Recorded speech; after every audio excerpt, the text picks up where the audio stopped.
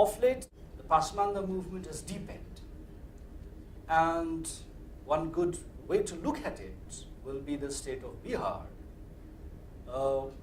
where this movement has been in alliance with the ruling dispensation, the ruling political party, and it has paid rich dividends to the movement in the sense that now you have the emergence of caste consciousness within Muslims, which are actually challenging the hegemonic forces within the Muslim community. So they're challenging established religious leaders.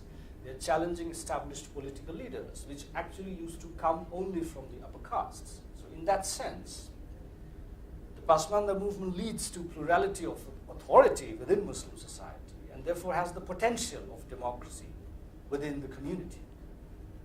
It also has a different position on the question of women and the question of internal reform, which is, I would say, extremely progressive if you compare it to the upper caste Muslim politics, traditional upper caste Muslim politics, which has largely been silent on the issue of internal reform and the question of Muslim women.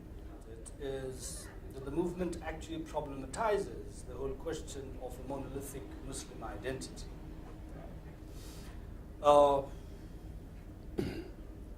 see, majority of Indian Muslims are low caste Muslims, right? And as low castes, not as low caste Muslims, but as low caste, they fit into some kind of an affirmative action in various states as well as at the central level, at the federal level. So when you talk, when the Muslim demand comes up for an affirmative action or reservation for all Muslims, the Pashmanda movement actually critiques it by saying that because majority of Muslims already are within the ambit of reservation, this is actually a politics of the upper caste Muslims, in the sense that in the name of representing all Muslims, what you are actually representing is basically upper caste Ashraf interests. And you see, globally you have a position, or you have a dichotomous understanding, and this is coming from America. You have something called the moderate Islam, and you have something called the militant Islam, right?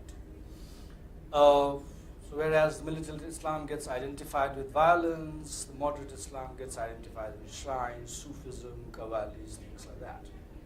Now within India, the differences were already there between the Deobandis and the Bareilwis. So within Indian scholarship itself, you actually had this understanding of a puritanical Islam versus a more syncretistic Islam. What has happened in the West has forced sections of Muslims here to take up a position about these issues. And one of the things that you can say happening now is the creation of a platform of the Bareilwis and the creation of what is called the All India Muslim Mashayikh Board, which is then trying to portray the Deobandis as the Arab-inspired Wahhabis in India, right? And actually, historically, if you see, and even today, the understanding of the Deobandis as the Wahhabis is completely incorrect, because the Wahhabi ideology is something which is very deeply alien to the ethos of the Indian Muslims here.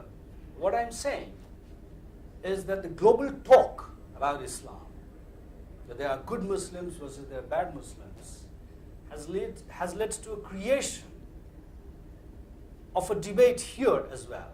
And that actually can be linked to the creation of a market, like you have the interfaith market, where there are different prominent players, which then makes some people take position that we are the moderates versus the Deobandis, who are actually puritanical, Wahhabi, and prone to violence, right? This is actually about politics rather than about finer religious differences. And one of the reasons why this is happening is because of the Bareilwis who have, or the moderates who have been very unrepresented in the state structure in India, want their share within the state resources. And that's how they are positioning themselves as closer to the ethos of the Indian state, and therefore trying to say that the Deobandis are the other. So have business with us, not with them.